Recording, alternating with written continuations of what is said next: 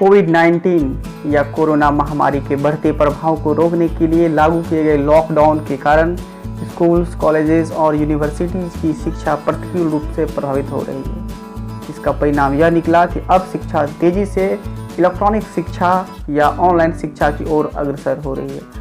आइए जानते हैं कि ऑनलाइन शिक्षा या इलेक्ट्रॉनिक शिक्षा का क्या तात्पर्य है। ऑनलाइन शिक्षा से तात्पर्य अपने स्थान पर ही इंटरनेट व अन्य संचार उपकरणों की सहायता से प्राप्त की जाने वाली शिक्षा से है। ऑनलाइन शिक्षा के कई रूप हैं, जिसमें हम वेब आधारित लर्निंग, मोबाइल आधारित लर्निंग या कंप्यूटर आधारित लर्निंग और वर्चुअल क्लासरूम इत्यादि को हम समझ सकते हैं। आज से जब कई वर्ष पहले इलेक्ट्रॉनिक शिक्षा या ऑनलाइन शिक्षा की अवधारणा आई थी तो दुनिया इसके प्रति उतनी सहज नहीं थी, परंतु आज के समय में, इस कोरोना महामारी के समय में इलेक्ट्रॉनिक शिक्षा या ऑनलाइन शिक्षा ने संपूर्ण शैक्षणिक व्यवस्था में अपना स्थान पक्का बना लिया है। ये तो साफ प्रतीत हो रहा है। ऑनलाइन शिक्षा मुख्यतः दो प्रकार के होते हैं। पहले टाइप को हम सिंक्रोनस कहते हैं और दूसरे टाइप को हम असिंक्रोनस शिक्षा व्यवस्था कहते हैं। सिंक्रोनस शैक्षणिक व्यवस्था में शिक्षक और छात्र एक ही समय में एक दूसरे से कनेक्ट हो पाते हैं। शिक्षक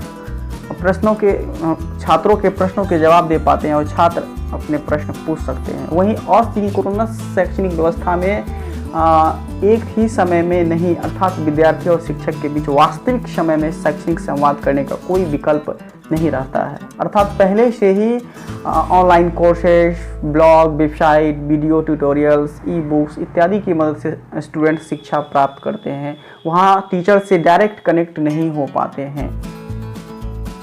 भारत में अगर हम इस ऑनलाइन शिक्षा या इलेक्ट्रॉनिक शिक्षा की स्थिति को देखें तो इलेक्ट्रॉनिक और सूचना प्रौद्योगिकी मंत्रालय द्वारा शैक्षणिक उपकरणों और संचार माध्यमों का उपयोग करते हुए शिक्षा प्रदान करने के लिए पहचाने जाने वाले प्रमुख क्षेत्रों में से एक है। वस्तुतः अभी भारत में इलेक्ट्रॉनिक शिक्षा अपने 60वां अवस्था में हम कह सकते हैं। इलेक्ट्रॉनिक शिक्षा को बढ़ावा देने के लिए सरकार ने बहुत सारे ई लर्निंग कार्यक्रम चला रखा है। इलेक्ट्रॉनिक और सूचना प्रौद्योगिकी मंत्रालय ने इसे बढ़ावा देने के लिए सक्रिय रूप से उपकरण और तकनीक विकसित करने पर बल दे रहा है।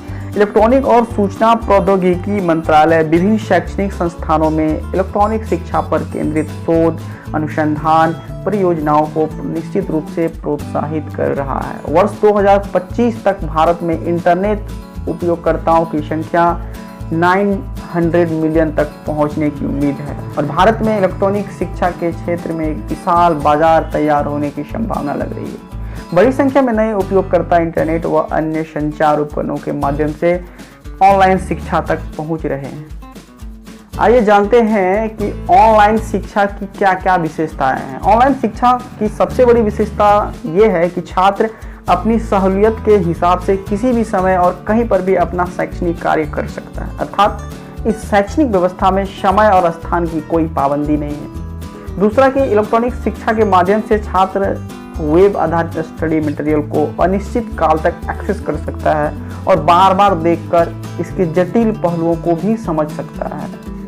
इस शिक्षा के माध्यम से पढ़ाई करना काफ़ी हद तक कम लागत वाली होती है, क्योंकि छात्रों को पुस्तकें या किसी दूसरे स्टडी मटेरियल पर पैसा खर्च नहीं करना पड़ता है। इलेक्ट्रॉनिक शिक्षा पर्यावरण की दृष्टि से भी काफ़ी लाभदायक है, क्योंकि यहाँ जानकारी को किताब के बजाय वेब आधारित ऐप व पोर्टल पर स्टोर किया जाता है, जिससे कागज के निर्माण हेतु पेड़ों की कटाई पर भी रोक लगती है और हमारे पर्यावरण को बचाने में मदद मिलती है। इलेक्ट्रॉनिक शिक्षा इंटरनेट और कंप्यूटर कौशल का ज्ञान विकसित करता है, जो विद्यार्थियों को अपने जीवन और करियर के क्षेत्र में आगे बढ़ने में काफ़ी मदद करेगा।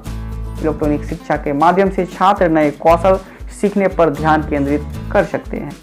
आइए देखते हैं कि ऑनलाइन शिक्षा भारत जैसे विशाल जनसंख्या वाले देश में ऑनलाइन शिक्षा की राह में बहुत सारी चुनौतियाँ